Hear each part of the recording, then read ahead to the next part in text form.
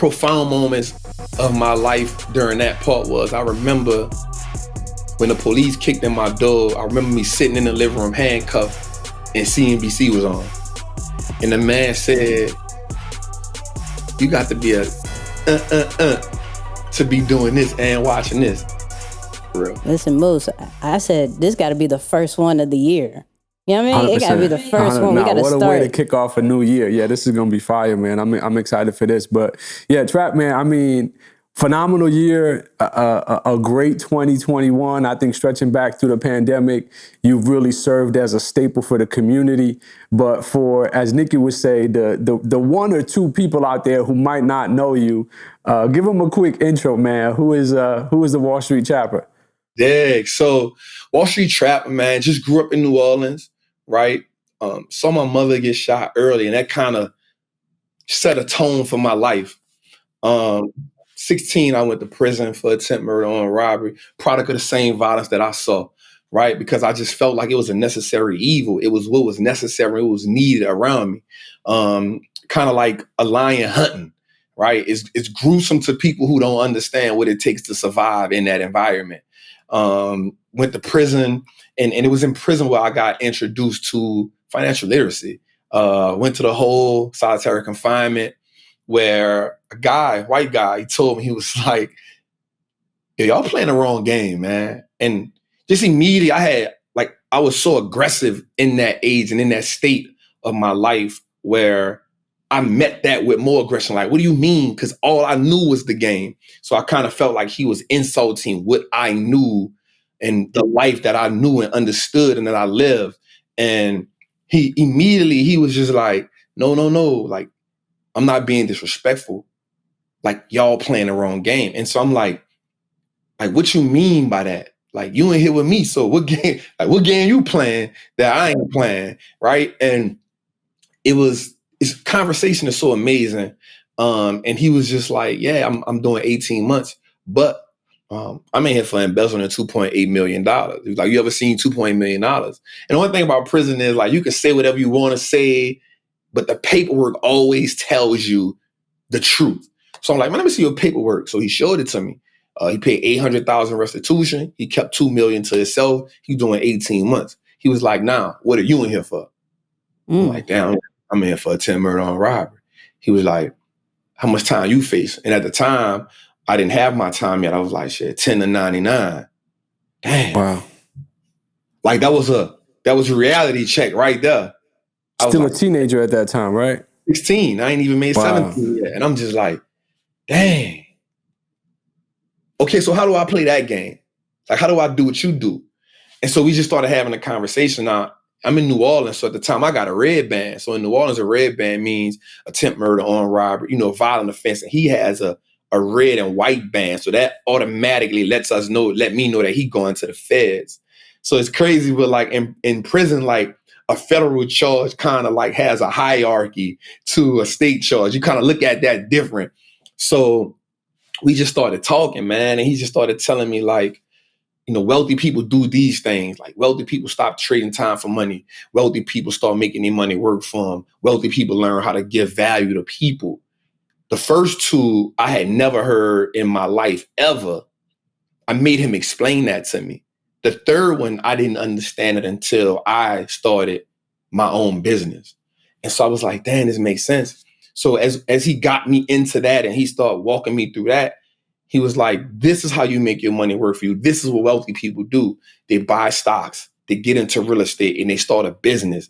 They understand what financial literacy is. Now, remember, in the streets, this is a whole conversation. This sounds like Chinese to me. I had never heard nothing like this. Everything up until this point in my life was survival. 1 + 2 means, 1 + 1 = 2. This is how we get money. If you can count money, you can subtract money, you can make it. I don't understand nothing about wealth and making your money. I'm like, what? So I'm in awe at this time. So I really just spent the rest of my 10 years, man, just learning about financial literacy, learning about, like, how do I play a different game than the people that I knew?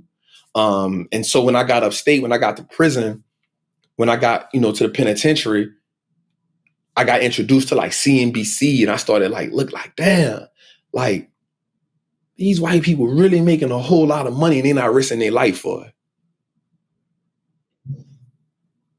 Like, that was a moment that had me like, damn, because in my mind, I thought at that point that the only way that you could be successful in life was you had to do something illegal.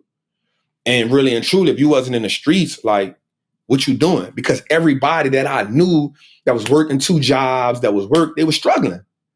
Wow. Right? And only people that had like some type of power were the football players, the rappers, or the dope boys. Like, that was it. Everybody else was struggling. There was no in between. So I'm just like, damn, like, they know something I don't know. So I just started like really learning it, educating myself about it, started looking at the Warren Buffett. It's crazy because in prison, I always say this, that these grown men love to watch The Young and the Restless. Like, Victor Newman is the man in prison. So I would have to get up before that came on, you know, and watch CNBC and just like, dang, like, this like the streets.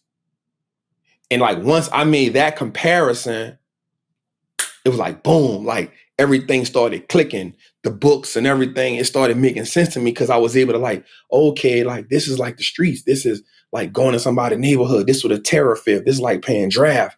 Okay, this is like having a trap really jumping. Okay, this is a product, this marketing and branding. I knew those things already, but from a different component. I knew how to run a successful business, but just from a different component. So I'm like, oh, okay, I get it. You know, got home and all that went out the window. I just got back to hustling. Got back to hustling because I'm back in survival mode. Right. Right? Like, it's hard for you to think about. And that's one of the things that make me so authentic with my brand, is because I understand that most people are in survival mode. The next meal is more important. How you want me to think about the future when I don't know what the next 6 hours look like? You know, I don't know what that's going to be. So I was back in survival mode and caught another charge. This one almost took me out.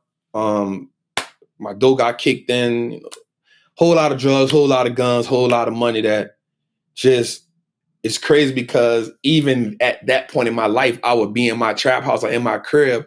Even if I was bagging up, I would still watch CNBC. And one of the most profound moments of my life during that part was, I remember when the police kicked in my door, I remember me sitting in the living room handcuffed and CNBC was on. And the man said, you got to be to be doing this and watching this. It let me know that you got some sense, but you ain't using it. Wow. Man told me that. Wow. Like, that was like, damn. You know what I'm saying? Call. Yeah. Like, that was like, it still sent chills up my body thinking about that, because I'm sitting on my sofa, I'm handcuffed, and I'm like, damn. And I'm not even thinking about it, but for the police to see that and like for them to look at the two and like, you out of your mind. So I was blessed to be able to beat those charges. Thank God for that. And then I just started robbing dope dealers then, because I felt like, well, I can't be on the block hustling because this is going to take away too much time. And so in my mind at that point, I was like, well, you know, the streets always teach you that the only thing that you have is your life to leverage. Your brain and your intellect and your smarts, everything that you do, every move you make is about advancing on the chessboard.